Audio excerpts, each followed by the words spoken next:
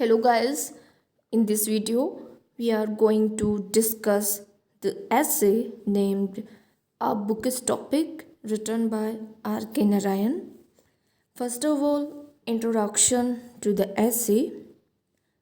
This is a satirical essay. It throws sharp satire on the borrowers of books. The essay describes the experience of every man who has books which many people want to read without spending money. Such people, if see their desired book at their friend, they borrow it. Later, they forget to return it. They either lose it or lend it to someone. The original owner is disturbed when he does not get it. He calls such person as book pirates. The author suggests to the book owners, if you love your book, don't lend it to anyone on earth. This ought to one's guiding principle. Now, guys, critical summary or author's views in this essay. So, guys, this essay, our bookish topic, is a very lively comment on the borrowers of books.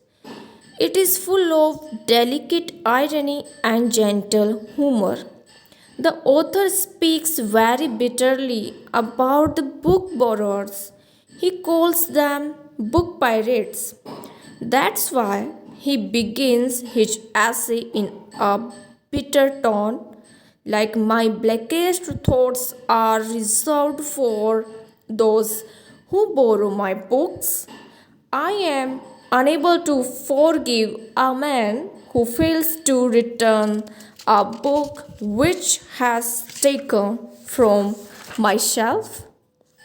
Uh, as the author calls such borrowers as pirates, he says that the book pirates do not incline to keep friendship with person whose books they borrowed.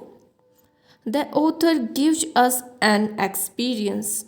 He says that he also entered into the net of such pirates.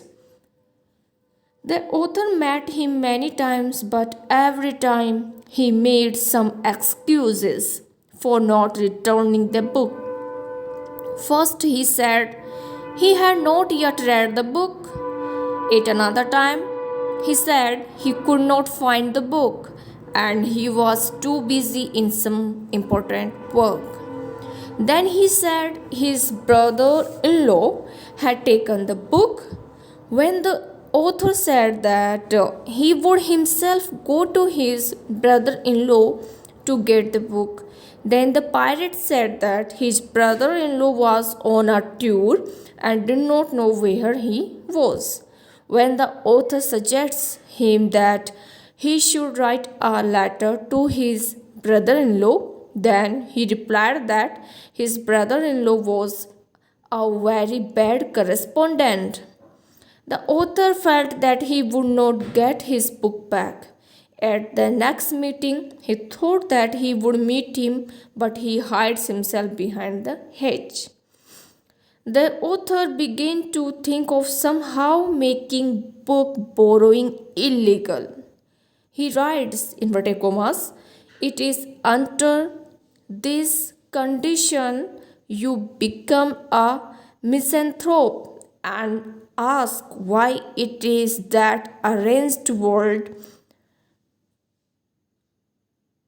and ask why it is that you cannot complain to the police about the loss of your book, and in a perfectly arranged world it should be possible.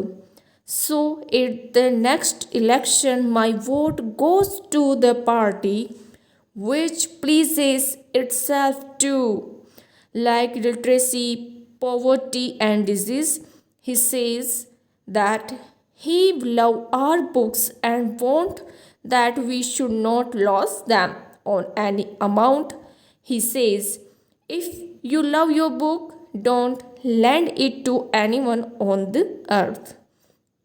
This experience tells him that lending a book means losing it. The author knew only one man who was an exception to this. He lent books and yet maintained his library in good shape. The author describes how he is able to do this. He writes, he has an elaborately built up library at home and he is most enthusiastic in lending out books provided the borrower, even if he happens to be his own son in law, signs the ledger and returns the books on the proper date. He charges a fine or 6 pice per day if the book is held over beyond that due date, and he ruthlessly demands replacement of any book that is lost. This book lover has been called ruled, petty, misused, and so forth, but it does not bother him. He knows where his favorite volumes are to be found at any given moment.